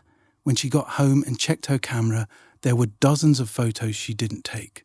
Close-up shots of strange symbols, weird machinery, and one blurry photo of a grey face staring directly into the lens. Want me to keep going with another one? Yeah, that is intriguing. That is intriguing. Here's another one. This happened in October 2021 in rural Missouri around 11:30 at night. A truck driver named Carlos was on a long haul, driving through some empty back roads. He sees a massive triangular craft hovering over a field, completely silent, with lights on each corner. He pulls over to film it with his phone. As he's recording, he feels this intense vibration in his chest. His phone dies instantly. Then he says everything went white. He woke up sitting in his truck, 200 miles away from where he was, with his truck still running. His log showed he was driving the whole time, but he has zero memory of those 3 hours. When he checked his body, he had a perfect circle burn mark on his left palm that was still there months later. These stories always got that missing time element to them. Want another one? That's intriguing. That's intriguing. All right, let's get back to the segment here. We got a few more things, and then we got definitely go into it. But if you guys want to ask about another story, I'm more will oblige. So we got a prediction: 2030 to 2035. Aliens going to be among us more often than ever. It's going to be a no more occurrence. All right, let's see what's going on over in the Reddit forums. And usually during these times, man, the Reddit forums are booming with new stuff. And typically what we get a segue of in the last day, right? And who usually brings out the crazy info is, believe it or not, Brazil's ufology Brazil's forums. They have so far been broadcasting some unique stories that I've never heard of, that is not typically around the West, and is inherently close to their society. That's the one that I heard about, the Ukrainian one with the orb that shows up, and like these 3 women come out of the orb and basically says that your investigation to outer space is going to destroy your Earth or some weird crappy thing like that. So that's weird, right? Of course, you guys seen this one earlier. I posted about this one. What's a conspiracy theory that you believe in? I'm asking both of you. A conspiracy theory that I believe in? Well, okay, it's not a conspiracy theory. Okay. Okay, and, but I have long been on this UAP thing. Okay. And now, you know, I've sort of surrendered that portfolio. Oh, God, yes, bacon. Oh. To someone else who you know well, who's very much in charge of the UAP issue. Again, it's not, what I say is, I don't know who it is, I don't know what it is, but there are things flying over our military installation and they're not ours, and we should look into this, be serious about it. And I did that for a long time in the Senate, and it had 2 benefits. The first is that obviously it's a legitimate topic, and the second is, whatever the news of the day was, it was controversial, and a reporter comes up to you, and you say to them, look, I don't have time for these questions about politics. Do you realize there's things flying over airspace? You know, we don't know what they are. And the reporter's like, oh, what do you know? Tell me more. So it was extraordinarily effective as a diversionary tactic in addition to. Now that said, it's also a very legitimate topic that we should be covering. So I don't call it a conspiracy. I don't know the answer to any of it. I'm just, you know, asking the questions about, you know, we should know what's flying over our airspace. But I don't think that's a conspiracy theory as much as it is just, it can be in some sense because people do believe we're covering something up. And I assure you, like in this administration, if we knew, like the president would be all over it. Like there would be, you know, prime time address. He would, you know, he'd be showing the pictures and the videos. But, you know, Stephen's on that case now, and I think he's doing a great job with that. Do you hear a lot about it? No, he says it's classified. Oh, okay. try. He's like, it's classified. She doesn't believe in any conspiracy. What's No, your I'm not- conspiracy theory you believe in? No, I don't really pay much attention. Yeah, Marco Rubio, guys. Marco Rubio. He doesn't help by stating that, well, it's a great way to get off the topic of politics and shit that we should be covering. That doesn't fucking help, right? I mean, you have people that are strongly behind the Epstein files inherently keep stating that all UFO stuff is noise, is just a way to get from the Epstein files. And I'm like, well, I mean, before the files, there were UFOs. It's not a new topic. You see what I'm saying? It's not. But Marco Rubio is saying that, he uses it for smokescreen to get away from the topics. Doesn't help neither. Doesn't help because it just helps people lean into that. You know what I'm saying? They lean into that train of thought, So Time magazine just released a new video titled UAP Government Secret followed this article August 6th titled Americans Follow Taking. What does the U.S. government know about UFOs or life on other planets? Fucking music, man. This is the shit that pisses me off. Just released new video, blah, blah, blah. August 6th. Final extraterrestrial series cover up UAP issues. Myths, the Tic Tac incident, disclosure exchange. I think this is from a YouTube channel. Yeah.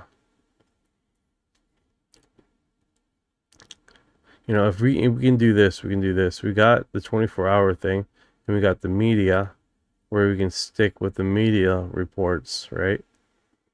Or videos, right? This one, I believe, is somewhere in Brazil.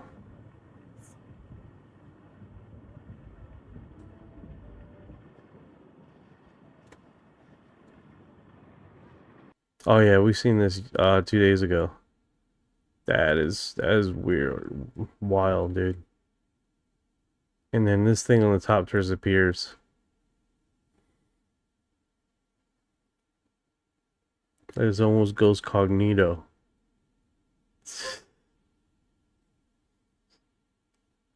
Who's got a galactic sandwich? I do got 2 conspiracy theory sandwiches wrapped into one that definitely makes you. That was tasty. Got a lot of those. Very good stuff. Really good stuff. He's all lying. Them aren't saying their cover-ups are lying. Yeah. Oh, look at that. Back to school stuff. Well, in my day.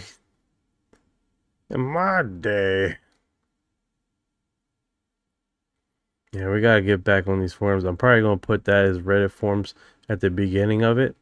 Because X, it's pretty easy to get stuff going. But if we go to popular, the lights, the first floor of the house neighborhood has been blinking red for days. Is there any audio?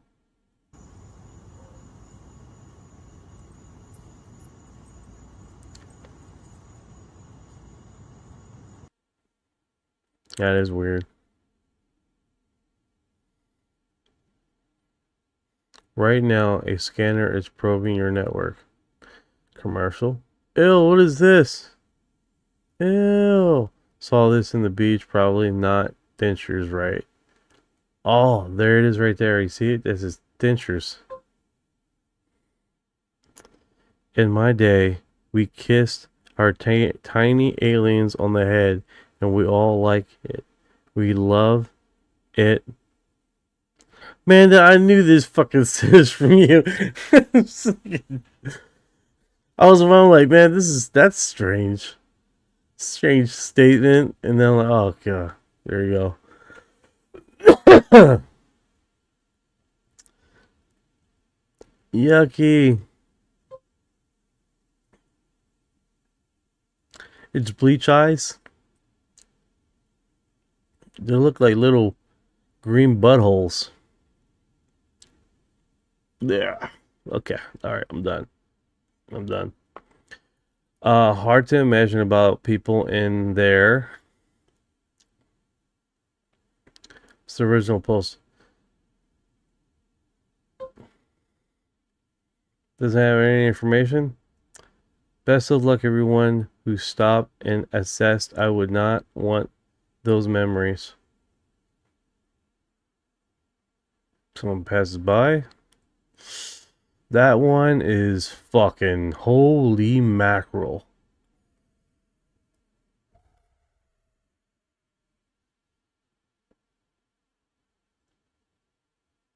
That was vaporized, dude.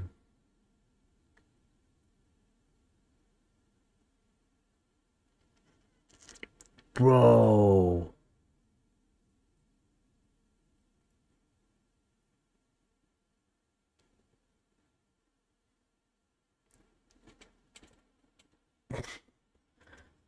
Yo. Yes, I know this is a UFO channel. Yeah, I felt like I do not want to remember that. Yeah, I'm posting that on my blog too. Holy mac, dude. Because you see him, like, he went. The first one comes by. He speeds by. The second one tries to overtake him. He was going way too fucking fast. Absolutely way too fast. Absolutely way too fast. Them two were trying to speeding it with each other, man. What's going on, Space Ghost 68? How you doing, brother? Yeah, yeah.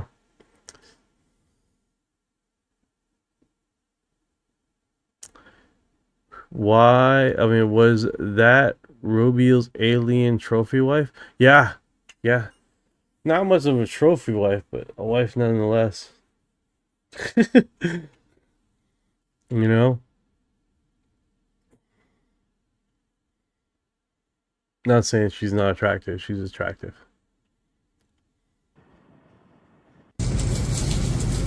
Ragazzi, siamo a Milano, corso 22 marzo. Cioè, cos'è sto coso? I'm in my fucking blog. I don't know how to get the fuck out.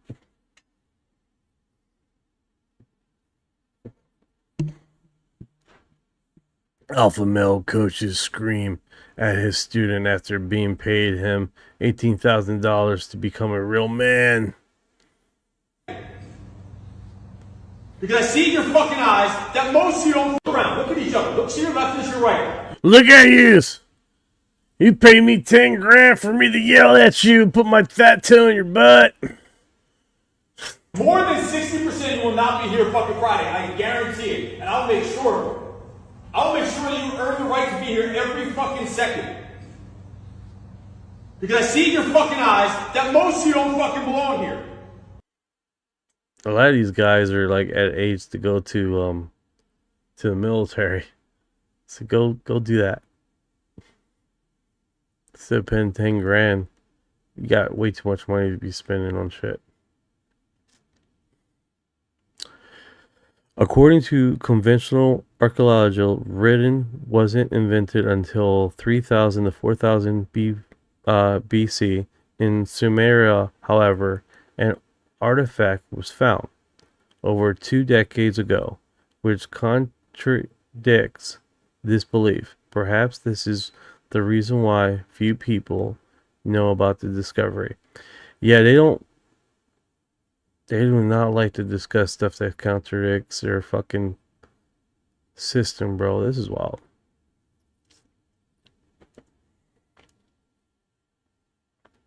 That's a trip, huh? Just like looks like Native American stuff. That's trippy.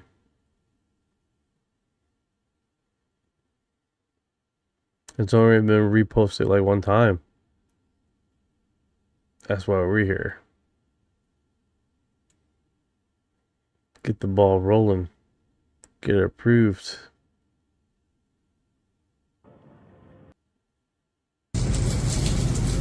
Ragazzi, siamo a Milano, corso 22 marzo. 3 notifications.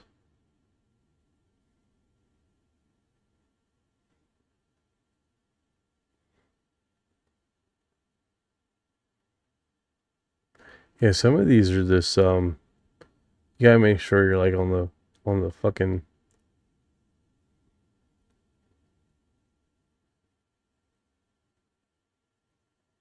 the most populars. You get off topic there. Here we go. Yeah. 4 interesting videos and new release. Oh yeah, this one. That one I like. It looks like it's falling over each other. You see how it's like rippling?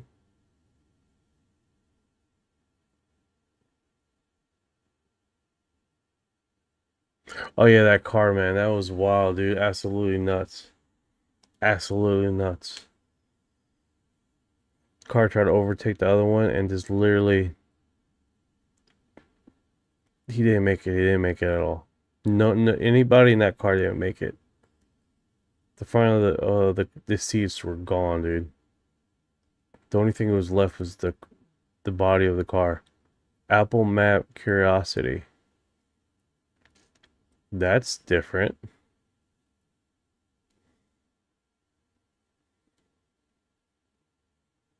That's different. Huh. There was also on a Google one that someone recently posted.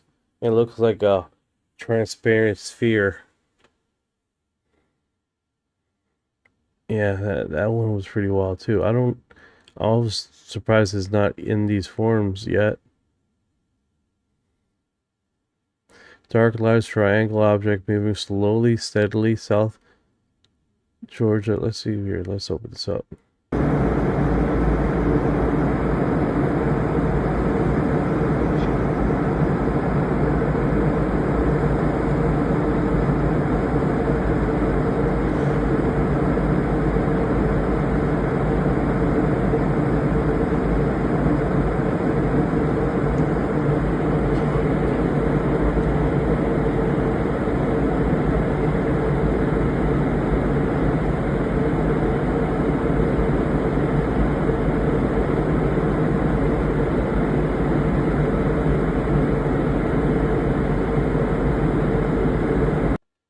To be honest with you, it does look kind of neat, but I hate to say it. I hate to say this, but it could just be a fucking uniquely shaped cloud.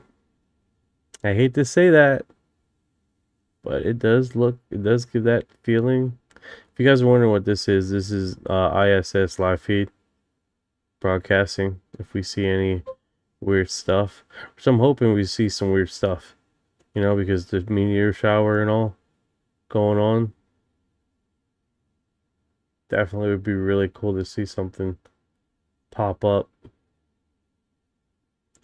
The segment right here, this image is facing the Earth. If SD phases out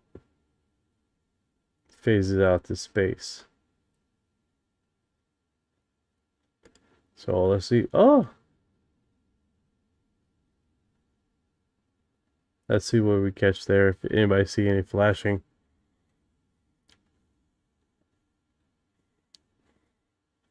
Yeah, it's definitely pretty interesting. A non-flat Earth channel on YouTube. Holy smokes! Welcome, Nate Thejan. How you doing today, bro? How are you doing? Talking about UFOs. That's what we do here. Talk about aliens and UFOs, UFO updates, what's going on in social media with UFOs. Alien abductions.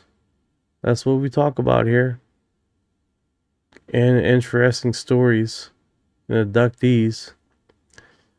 Eyewitness accounts from South Korean citizens regarding a giant triangular UFO recently disclosed by the U.S. military has been making the rounds. That's actually pretty interesting, right? Wow, these words are small, man. I can't make it out. Let me do this. Let me get Ryan on the line here, and we break this segment down a little bit before we move on.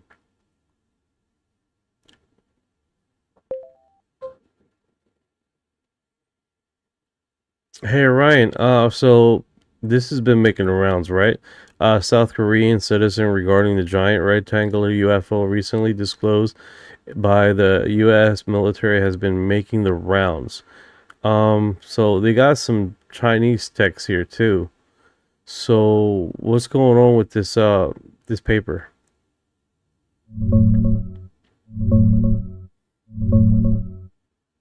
It's the too big to move UFO story that's been circulating since early 2026. It kicked off with claims from UFO researcher Stephen Greer and got amplified by Congressman Eric Burleson, who said he'd heard in a classified briefing about a massive crashed craft in a friendly foreign country, so huge they couldn't transport it. So Wait. Didn't in interview in Newsmax, Eric Burleson was there along with Stephen Greer, and Stephen Greer said, "Oh yeah, North Korean UFO," and Eric Burleson was like, "No, that's not the one. That's not the one. That's not the one I'm going to visit." Now we're having little segue. That's South Korean too big to move. That's what we're going to call it, right? Too big to move is inherently real and is in South Korea. Yeah, you got the interview details right. In that Newsmax segment, Stephen Greer straight up named a massive craft in the mountains outside Seoul, South Korea. One so huge they had to build a structure around it because it couldn't be moved. Congressman Eric Burleson was more careful. He said he'd heard about a similar too-big-to-move object in a friendly foreign country during a classified briefing, but he wouldn't name it to protect his clearance. He basically confirmed the concept while Greer filled in the South Korea detail. The story's been floating around since at least 2023 from folks like Ross Coulthart, but it blew up again in early 2026 when Burleson started talking about it publicly.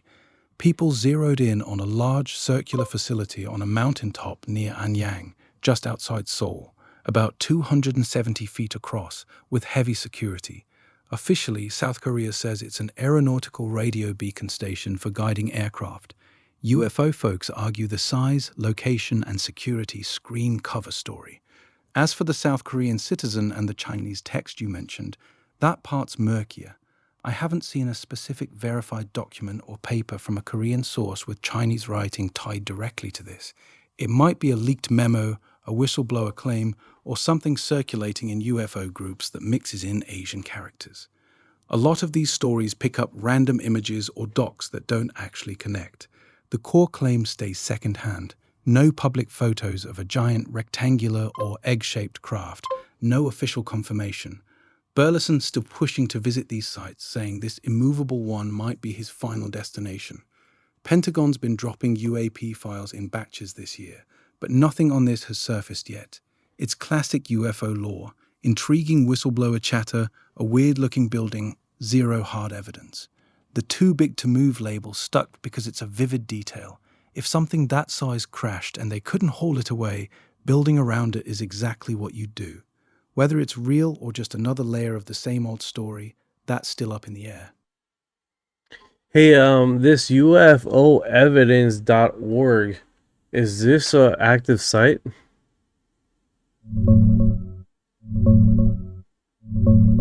Yeah, UFOevidence.org is still active. It's an old-school UFO archive site that's been around since the early 2000s.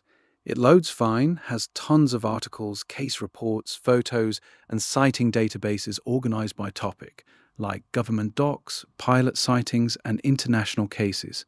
That said, it looks pretty dated. The latest sighting reports on there stop around 2012, so it's not getting fresh updates. There's a newer, separate site at UFOevidence.com that launched in 2026. It's more modern, focused on scoring cases with better methodology, but it's not the same as the .org one. As for that South Korean citizen's paper with Chinese text you mentioned earlier, I couldn't find any direct connection to UFOevidence.org. The too big to move story itself is mostly hearsay from Greer and Burleson. No hard documents or Korean whistleblower papers have surfaced publicly tying into that specific site. If you've got a link to the paper or image, toss it over and I can dig deeper. No, I don't have a thing of the image. Just trying to see why I can't connect. Yeah, that's probably why you're struggling to connect the dots. The old UFOevidence.org site is still technically up, but hasn't been updated in over a decade. It's basically an archive now. The South Korea too big to move story isn't on there because it only blew up recently, starting from Ross Coulthart in 2023, and then Stephen Greer naming Seoul in interviews with Congressman Eric Burleson this year. The specific image or paper you're thinking of, a South Korean citizen's document with a Chinese text tied to a giant rectangular or egg-shaped UFO, doesn't seem to exist in any mainstream UFO sources. Searches turn up nothing linking a verified Korean whistleblower paper to this case. The circulating claims are all second-hand from Greer and Burleson, pointing to a circular radio beacon station on Bibongsan Mountain near Anyang. South Korean locals and officials say it's just an aviation navigation aid built in the 1970s on granite rock in a popular hiking area. Nothing hidden underneath. The story's fun, but it's classic UFO telephone game. Vague classified briefings, a weird-looking building, and zero hard evidence or documents. That Chinese text bit might be from a different case or a mix-up that's been floating around in groups. If you can describe the image more, like what the paper looked like or any names on it, I can narrow it down further. To be honest with you, man, it's like definitely interesting as far as what is I see, right? But let's start browsing here.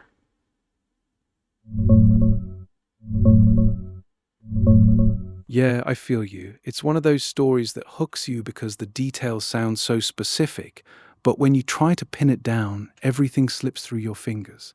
The whole thing traces back to Stephen Greer naming a giant craft in the mountains outside Seoul that was supposedly downed with some kind of energy weapon.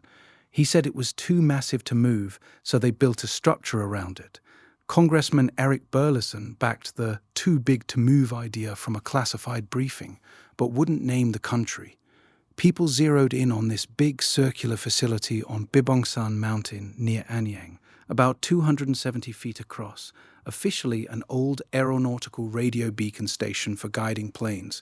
South Korean sources, including local UFO researchers who've actually visited the site, say it's exactly what it claims to be, a navigation aid built in the 1970s on granite rock in a popular hiking area. The heavy security is because it's a critical aviation and potentially military-linked facility. As for that South Korean citizen's paper with Chinese text you saw floating around, I've searched high and low, and nothing credible turns up. No verified document, no whistleblower paper, no leaked memo matching that description tied to this case. It might be a mix-up with some other sighting, an AI-generated image, or something from a different country's law that got attached to this story in the groups. The circulating evidence is mostly satellite pics of that radio station and second-hand quotes from Greer. UFOevidence.org is still online, but hasn't been updated in years. It's basically frozen in the early 2010s. There's a brand new UFOevidence.com that launched this year with a more modern approach, but it doesn't have anything on this either. Bottom line, it's a juicy tale built on anonymous briefings and a weird-looking building, but the hard evidence just isn't there. The too big to move bit is memorable, though. That's why it keeps making the rounds.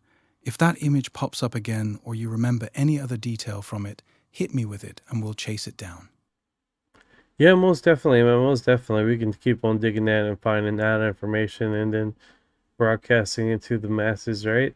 I think that's inherently what is discussed here. Make sure we're going to the truth of the matter, not subjectively making stuff worse for ourselves.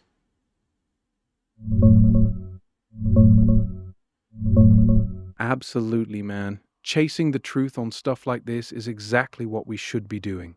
Sticking to what's verifiable instead of letting rumors snowball. From everything out there right now, the too big to move UFO in South Korea boils down to Stephen Greer claiming a massive craft was downed with some kind of energy weapon near Seoul in the late 90s. So huge they had to carve into a mountain and build a structure around it. Congressman Burleson talked about hearing something similar in a classified briefing but wouldn't name the country. People pointed to this big circular facility on Bibongsan Mountain near Anyang, about 270 feet across, restricted access. South Korean media and local UFO researchers have checked it out, though. It's officially the Anyang Aviation Radio Beacon Station, built in the 1970s as a navigation aid for aircraft. It's on granite rock in a hiking area, and the security is because it's a critical aviation facility. No evidence of any giant craft underneath. That South Korean citizen's paper with Chinese text you saw, still can't find any trace of it tied to this story. It might be from a completely different case or just something that got mixed in online. That evidence could be as well. That could just be the case. Hey guys, thank you for hanging out in the live. Sorry about the late startup, but we got 2 hours knocked out today. So why are our government hiding UFO evidence? Because people want to make money off of it, Sammy. People want to make money off of it. Money's part of it. Yeah, that's the big question, isn't it? Governments hide UFO evidence for a mix of reasons. National security, protecting advanced tech, avoiding public panic, and straight-up bureaucratic inertia. If something real like non-human tech exists, revealing it could spark arms races with rivals like China or Russia, who are reportedly chasing their own recoveries. Plus, admitting you've been sitting on game-changing propulsion or materials for decades would raise hell about why it wasn't shared sooner. On this specific South Korea story... I agree. Absolutely agree. It's pretty wild. Thank you guys for dropping by. Thank you for all the hearts and likes and helping me out here on the live. Appreciate everything you guys do. If you've been here this far, you are disclosure.